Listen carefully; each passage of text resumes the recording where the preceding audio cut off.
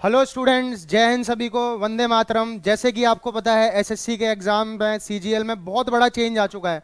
जो exam pattern पहले हुआ करता था इन्होंने बिल्कुल ही बदल दिया है सारी चीज़ों को। सिलेबस लगभग वही है पर पैटर्न में बहुत बड़े चेंजेस आए हैं। तो वो चेंजेस क्या हैं वही मैं आपको बताने वाला हूँ एक शॉर्ट वीडियो में। सारी चीज़ें बहुत ही आसानी से हम जानेंगे। नोटिफिकेशन को आप डायरेक्टली पढ़ेंगे तो इतना कंफ्यूज हो जाएंगे कि आपको समझ ही नहीं आएगा कि हम फॉर्म भरें भी या ना भरें।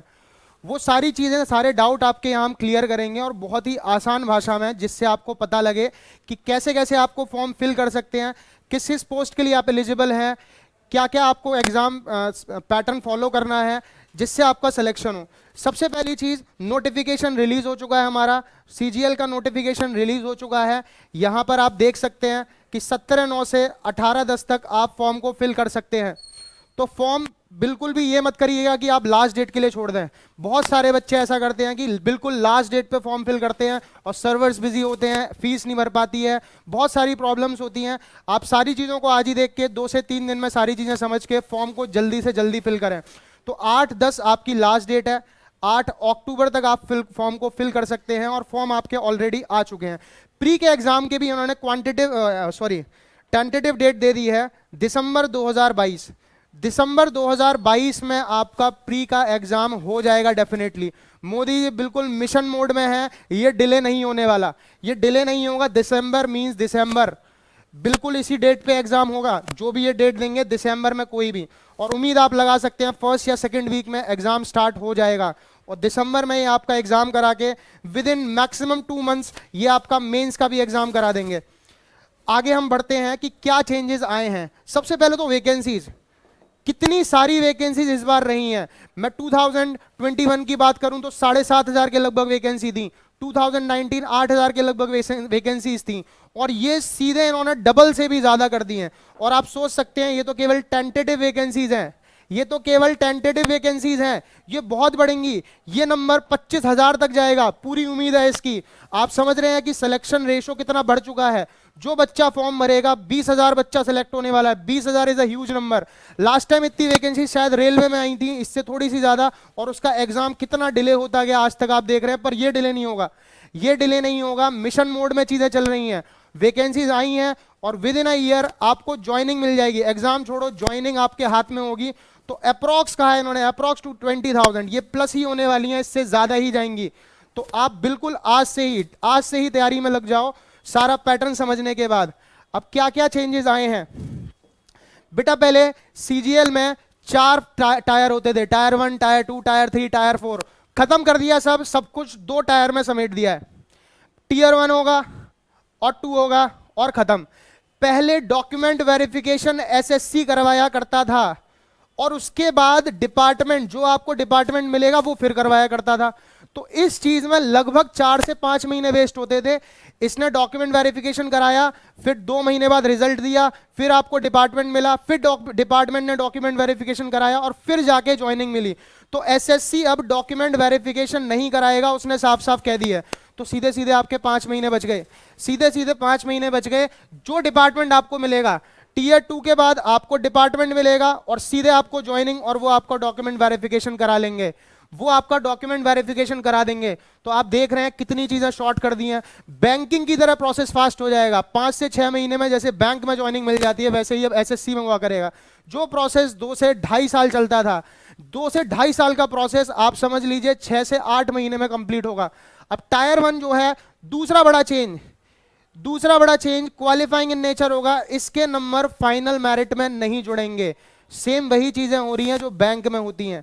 बैंकिंग में, रेलवे में, अदर एग्जाम्स में टायर 1 क्वालिफाइंग होता है। तो जो बच्चे इसमें अच्छा स्कोर नहीं कर पाते थे, उसके बाद उन्हें बहुत ज्यादा यहाँ मेहनत करनी पड़ती थी, तब भी उम्मीद कम रहती थी कि सिलेक्शन हो या ना हो, केवल यहां नंबर कम रह जाने से। तो अब ये आपका बस क्वालिफाइंग है, आपको बस क्वालिफाई करना है। सारा कुछ आपका किंग मेकर है टायर 2। सब कुछ इसके आधार पे डिसाइड होगा। मेरिट केवल टायर 2 के बेसिस पे बनेगी। टायर 1 कुछ नहीं है, आप केवल क्वालिफाइंग है। आपको क्वालिफाई करना है, आप नेक्स्ट स्टेज पे पहुंचेंगे और इसमें मेहनत करनी है। तो आपके पास अच्छा खासा टाइम है। ये यहां तक पहुंचने में, मेंस के एग्जाम तक पहुंचने में आपके पास आराम से 5-6 महीने का टाइम है, क्योंकि इसके लिए तो ये दिसंबर कह रहे हैं। दिसंबर में एग्जाम स्टार्ट होगा तो लगभग 15-20 शिफ्ट होती हैं, एक दिन में एग्जाम नहीं होता। बच्चे बहुत सारे होते हैं, ऑनलाइन लैब्स इतनी है नहीं, टीसीएस अपनी लैब्स में एग्जाम कराता है, तो लगभग एग्जाम 20 दिन तो चलता ही है। तो आप मान के चलो जनवरी तक पेपर होगा, फिर रिजल्ट आएगा, आप मान के चलो फरवरी मार्च तक मेंस होने वाला है। बहुत अच्छा खासा टाइम है, गोल्डन अपॉर्चुनिटी है, इतनी सारी वैकेंसीज और इतना सारा टाइम, और सिलेबस भी बहुत कोई ज्यादा नहीं है। आगे हम देखते हैं कि चेंजेस क्या आए हैं, क्या चेंजेस आए हैं। तो बेटा टीयर 1 के एग्जाम में तो कोई चेंज नहीं आया, जरा सा भी चेंज नहीं है। एक चेंज बस इतना है कि ये क्वालिफाइंग है, इसके नंबर आगे नहीं जुड़ेंगे, बस एक इतना सा चेंज है, बाकी कुछ भी चेंज नहीं है, माइनर सा भी चेंज नहीं है, केवल ये छोड़ के कि ये एग्जाम क्वालिफाइंग इन नेचर होगा। अब वही चीजें जो पहले होती थी कि 4 सेक्शन होंगे, 25 क्वेश्चन 25 क्वेश्चन 25 क्वेश्चन, एक क्वेश्चन 2 मार्क्स का होगा, वही सारी चीजें हैं। 200 नंबर का आपका टोटल हो गया, और इसमें से आपकी मेरिट लगेगी जितनी भी ये डिसाइड करेंगे, और वो आपको क्वालिफाई करनी है। 1 घंटे का पेपर रहता था, अब भी वही है। जो कैंडिडेट्स हैं जो स्क्राइब ऑप्ट करते हैं उनके लिए 1 घंटे 20 मिनट का टाइम मिलता है। तो यहां पर तो कोई भी चेंज देखने को नहीं मिला है। तो सबसे पहली चीज तो जो आपका एग्जाम दिसंबर में होने वाला है वो बिल्कुल पुराने पैटर्न पे होना है, यहां तो कंफ्यूजन की कोई बात ही नहीं है। तो आप बिल्कुल तैयारी में लग जाओ, पहले तो यही क्लियर होगा तब तो आगे पहुंचोगे। अब इसका सिलेबस जो पहले था वही है, कोई भी चेंज नहीं है। यही सब पहले रीजनिंग में आता था, यही सब अब आ रहा है। यही सब पहले जीएस में या जनरल अवेयरनेस में आता था, यही सब अब आ रहा है। क्वांटिटेटिव एप्टीट्यूड में भी कोई चेंज नहीं है प्री के सिलेबस में। मेंस में हल्का सा यहाँ चेंज किया है, बहुत माइनर सा, 1-2 चैप्टर ऐड कर दिए हैं। इंग्लिश कॉम्प्रीहेंशन भी सेम है, प्री का सिलेबस बिल्कुल सेम है, यहां कोई चेंज नहीं हुआ है, ना तो एग्जाम पैटर्न में और ना ही आपके सिलेबस में, सब कुछ सेम है। तो चेंजेस कहाँ आए हैं वो हम देखते हैं। जब आप इसे क्वालिफाई कर लेंगे तो आप पहुंचेंगे अगली स्टेज पे। पहला पैटर्न बेटा क्या होता था, पहले तो आपको ये तो बताओ कि पहले क्या होता था और अब क्या होने वाला है। पहला पैटर्न बेटा ये होता था कि मेंस में 2 पेपर होते थे,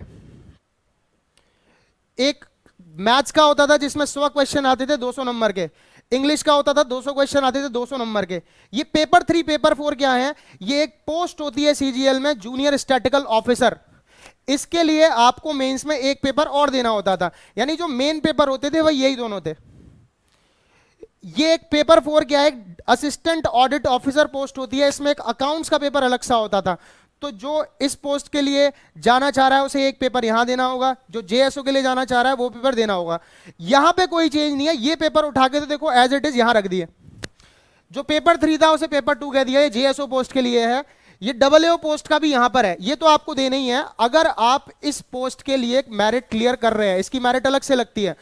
तो ज्यादातर जो बच्चे थे, जो 90% बच्चा था वो यहां रहता था, ये आपको पोस्ट दिलवाता था, जैसे excise inspector, income tax inspector, examiner, ASOs in MEA या फिर सीएसएस या रेलवेज में, या फिर जो लोअर पोस्ट होती थी थोड़ी टैक्स असिस्टेंट वगैरह या अपर डिवीजन क्लर्क्स, उन सब के लिए 90% बच्चा ये एग्जाम देता था। कुछ 10% बच्चे होते हैं जो ऐसे क्लियर करके ये 2 एग्जाम और देते हैं, जैसा कि आपको पता होगा। तो इनमें कोई चेंज नहीं हुआ है, ये जैसे पहले हो रहे थे वैसे ही होंगे। चेंज हुआ है इसमें बेटा ये कर दिया है खत्म, और इसकी जगह लाए हैं ये नया, यानी अब इन्होंने न्यू पैटर्न को 3 पेपर में डिवाइड किया है, पेपर 1, पेपर 2, पेपर 3।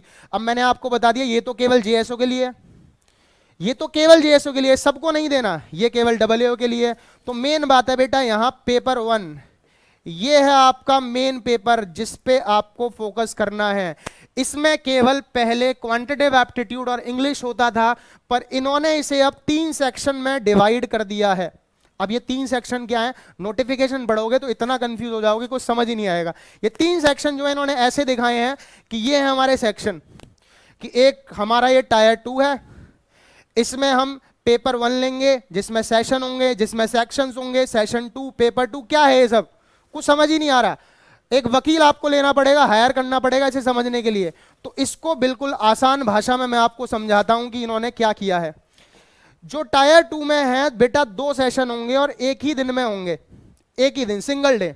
सेशन 1 आप जैसे ही पेपर देने जाएंगे, हॉल में एंट्री करेंगे, आप एग्जाम में अपना एंटर करेंगे, आपको सिस्टम मिलेगा, तो आपका सेशन 1 स्टार्ट हो जाएगा। अब सेशन 1 फर्दर 3 जगह डिवाइडेड है, यानी आपका पहला आपको मैथ्स और रीजनिंग का आपका सेक्शन खुलेगा जो कि 1 घंटे चलेगा, और आपको इसे देना है मैथ्स और रीजनिंग। 1 घंटे चलेंगे और प्रत्येक 30 क्वेश्चन मैथ के आएंगे, 30 क्वेश्चन आपके रीजनिंग के आएंगे। यहां एक क्वेश्चन 3 नंबर का है, तो आपका जो ये पहला पार्ट है ये 180 मार्क्स का हो गया। ये क्लियर है? आप जाएंगे सेशन 1, सेशन 1 स्टार्ट होगा, सबसे पहला जो सेक्शन आएगा मैथ्स और रीजनिंग का आएगा। 30-30 क्वेश्चन दोनों से आएंगे और ये 1 घंटे चलेगा। 1 घंटा खत्म होते ही आपका दूसरा सेक्शन आ जाएगा, कोई गैप नहीं होगा, कोई गैप नहीं होगा। ये सेक्शन खत्म होते ही, पहले भी तो 2 घंटे बैठ के मैथ का पेपर देते थे, 2 घंटे बैठ के इंग्लिश का पेपर देते थे, तो 1 घंटा ये चलेगा और ये खत्म होते ही आपका दूसरा सेक्शन खुल जाएगा जिसमें इंग्लिश होगी और जीए होगी। और ये सेक्शन आपका फिर 1 घंटे चलेगा जिसमें इंग्लिश के 45 क्वेश्चन है और जीए के 25 क्वेश्चन है। यहां भी एक क्वेश्चन 3 नंबर का है, तो ये वाला सेक्शन कितने का रहा? 210 नंबर का। तो यहां वेटेज आप देख रहे हैं कि सबसे ज्यादा किसका है? 45 क्वेश्चन का। फिर ये भी खत्म और एक तीसरा पेपर होगा कंप्यूटर का, जो कि क्वालिफाइंग है बेटा। इसके नंबर नहीं जुड़ेंगे, इसके नंबर नहीं जुड़ेंगे, आपको केवल क्वालिफाई करना है। यानी मेरिट जो बनेगी केवल इनके बेसिस पे बनेगी। यानी आपका कुल मिला के कितने में से मेरिट बनने वाली है? 390 में से मेरिट बनेगी। ये केवल क्वालिफाइंग है, केवल आपको निकालना है और कुछ नहीं करना। तो यहां पर आपका कंप्यूटर का पेपर होगा जो 15 मिनट का होगा। यहां 20 क्वेश्चन आएंगे, यहां भी एक क्वेश्चन 3 नंबर का है, पर इसके नंबर नहीं जुड़ेंगे। मैं फिर से कह रहा हूं, ये केवल क्वालिफाइंग इन नेचर है, ये केवल क्वालिफाइंग इन नेचर है। इसके बाद आपको थोड़ा गैप दिया जाएगा और उस गैप के बाद आपका शुरू होगा सेशन 2, जहां टाइपिंग अभी तक लिमिटेड पोस्ट के लिए होती थी, अब टाइपिंग इन्होंने सभी पोस्ट के लिए कंपलसरी कर दी है कि टाइपिंग सबके लिए कंपलसरी है और ये भी क्वालिफाइंग है। इन्होंने कहा है कि आपको 2000 की डिप्रेशन 15 मिनट बहुत आसान होता है, CHSL में ये 10 मिनट में करना होता है, यहां पे 15 मिनट है, बहुत ही ज्यादा आसान है। आप 1-1.5 महीने की प्रैक्टिस से, अगर और अच्छे ज्यादा टाइम दे रहे हैं तो 1 महीने की प्रैक्टिस से आप ये आराम से कवर कर सकते हैं। तो ये इन्होंने जो मेंस का पेपर है टायर 2 पेपर 1, उसको 2 सेशंस में डिवाइड किया है। पहले सेशन में ये सब चलेगा और दूसरे सेशन में टाइपिंग होगी आपकी, जहां पर कंप्यूटर केवल क्वालिफाइंग इन नेचर है, केवल क्वालिफाइंग इन नेचर है और कुछ भी नहीं है। तो जो इन्होंने इतनी कंफ्यूजिंग चीज यहां लिख दी है कि पेपर 1 टायर 1 ये वो ये सब कुछ मैंने आसान भाषा में आपको समझा दिया। इन्होंने यही कहा है कि सेशन 1 पूरा 2 घंटे 15 मिनट का होगा। 2 घंटे 15 मिनट का कैसे? 1 घंटा ये हो गया, 1 घंटा ये हो गया, 15 मिनट ये हो गए, यानी ये आपका 2 आवर 15 मिनट्स का एग्जाम चलेगा कॉन्टिन्यूअस, इसमें कोई गैप नहीं मिलने वाला। और उसके बाद सेशन 2 बस खत्म। और इसके बाद आपको कोई पेपर नहीं देना, कुछ नहीं करना, सीधे आपको डिपार्टमेंट अलॉट होगा और आप सीधे डिपार्टमेंट ही आपका डॉक्यूमेंट वेरिफिकेशन कराएगा। तो जहां 4 पेपर देने पड़ते थे, पहले प्री, फिर मेंस, फिर आपका टायर 3 डिस्क्रिप्टिव अबॉलिश कर दिया है, अब डिस्क्रिप्टिव नहीं होगा। उसके बाद टायर 4 जिसमें CPT और DEST होता था वो भी खत्म। उसके बाद SSC डॉक्यूमेंट वेरिफिकेशन करता था वो भी खत्म। तो बिल्कुल ये मिशन मोड है, मैं बिल्कुल इसके फेवर में हूं। जो ये चेंजेस आए हैं ये एक बच्चे के लिए बहुत प्लस चीजें हैं, सारा आपके फेवर में हो रहा है, कुछ भी अलग नहीं है। और जहां मैथ्स और इंग्लिश के टीचर एक हाइप क्रिएट करके रखते थे कि मैथ्स और इंग्लिश के दम पे ही सिलेक्शन होगा, तो वो नहीं होगा। अब सारे सब्जेक्ट्स को वरीयता दी जाएगी, सारे सब्जेक्ट्स इक्वली इंपॉर्टेंट हैं, आपको सब पढ़ना पड़ेगा और ये होना भी चाहिए। खाली मैथ्स पढ़ के जा रहे हैं तो जनरल एबिलिटी कैसे टेस्ट होगी कि आप कितना अच्छा सोच सकते हैं, आप कितना फास्ट सोच सकते हैं। जनरल अवेयरनेस ये भी एक इंपॉर्टेंट चीज है जो होनी चाहिए थी, और ये एक सही चेंज आया है और इन्होंने चीजों को फास्ट भी किया है। तो आगे हम देखते हैं कि सिलेबस में क्या हुआ है। सिलेबस में बेटा जैसे टियर 2 का सिलेबस जो मैं बता रहा था मैथ्स का, बेटा केवल ये जो लास्ट चीज है, बाकी सब कुछ सेम है, ये ऐड हुआ है। स्टैटिस्टिक्स एंड प्रोबेबिलिटी बाकी सब कुछ सेम है, ये सब कुछ सेम है, यहां कोई चेंज नहीं है। बट वहीं जहां 100 क्वेश्चन आया करते थे, अब चीजें 30 क्वेश्चन पे सिमट गई हैं। इन्होंने कंडेंस कर दिया है नंबर ऑफ क्वेश्चंस को, बस सिलेबस इतना ही रखा है। तो उम्मीद है शायद लेवल ऑफ क्वेश्चन अच्छे हैं। पर एक और बात है कि चेंजेस होने के बाद जो पहला एग्जाम होता है, जैसे कि मैं अगर एग्जांपल लूं, जब CGL या SSC का एग्जाम्स पहली बार ऑनलाइन हुए थे, तो पहला पेपर जो ऑनलाइन में हुआ था वो आसान आया था, बहुत सारे बच्चों ने क्वालिफाई किया था। तो ये भी एक प्लस पॉइंट है और वैकेंसीज भी इतनी सारी आज तक SSC के इतिहास में नहीं आई हैं। तो यहां केवल ये चीज ऐड ऑन हुई है और ये कंप्लीट करने की जिम्मेदारी है मेरी। मैथ्स के पोर्शन में जो ऐड हुआ है ये सब तो आप करते ही थे, आपको यहीं यूट्यूब पे फ्री ऑफ कॉस्ट कराऊंगा मैं आपको, ये एकदम फ्री आपकी क्लासेस चलेंगी, ये सारी चीजें हम कवर करेंगे। और किसी सब्जेक्ट में कोई चेंजेस नहीं है, जैसे ये रीजनिंग का सिलेबस है, अब आपको लग सकता है कुछ टॉपिक्स पढ़ने में कि कुछ नए ऐड हो गए हैं शायद, पर ऐसा कुछ नहीं है, वही चीजें जैसे सोशल इंटेलिजेंस, इमोशनल इंटेलिजेंस, ये कुछ आपको नए टर्म्स दिख रहे होंगे, पर घुमा फिरा के चीजें वही है, कुछ नए टर्म्स दिख रहे होंगे, पर मेन मेन जो सिलेबस है वो वही सब सेम है, कुछ भी चेंज नहीं हुआ है, वही सब आपको दिख रहा होगा। Coding, decoding, figure pattern, classification, operation, symbols, arithmetic, arithmetic reasoning, तो सब कुछ सेम है। यहां पर ये आपका इंग्लिश का सिलेबस है, इसमें भी कोई मेजर चेंजेस नहीं है, बस एक छोटा सा चेंज इन्होंने कहा है कि जो पैराग्राफ्स है, जो आपका पैसेज आता था, तो इन्होंने साफ साफ कह दिया है paragraph on question will be based on at least one paragraph should be simple one on a story book and other two paragraph should be on current affairs.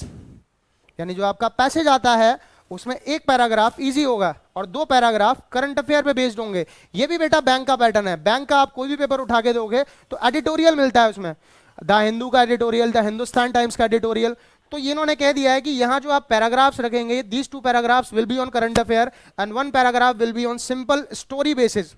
एक आसान रहेगा, दो करंट अफेयर के बेसिस पे रहेंगे, तो कोई मेजर चेंज नहीं है। पैराग्राफ तो पैराग्राफ है, किसी पे आए क्वेश्चंस आएंगे आपको पढ़ के अटेम्प्ट करने हैं। ये आपका जनरल अवेयरनेस, एक और जो चेंज आया है कि आपका मेंस में आएगा, यहाँ सब कुछ वही सेम है, यहाँ कोई चेंज नहीं है, वही history, polity, economy and science and आपका current affair and static portion, वही सब कुछ आपको कवर करना है। तो ये आपका टायर 2 का सिलेबस है, यही आपको कवर करना है, जो आप प्री में पढ़ते थे वही अब आपको मेंस तक पढ़ना है। तो ये तो और अच्छा है, जो हम प्री में पढ़ रहे हैं प्री के लिए पढ़ेंगे और मेंस के लिए भी सेम पढ़ेंगे, तो हमारी तैयारी और अच्छी होगी। अब आगे की अगर हम बात करें, ये कंप्यूटर जो ऐड हुआ है इसका सिलेबस इन्होंने थोड़ा वास्ट रखा है, थोड़ा सा वास्ट रखा है, पर अच्छी चीज ये है कि इन्होंने इसे क्वालिफाइंग रखा है।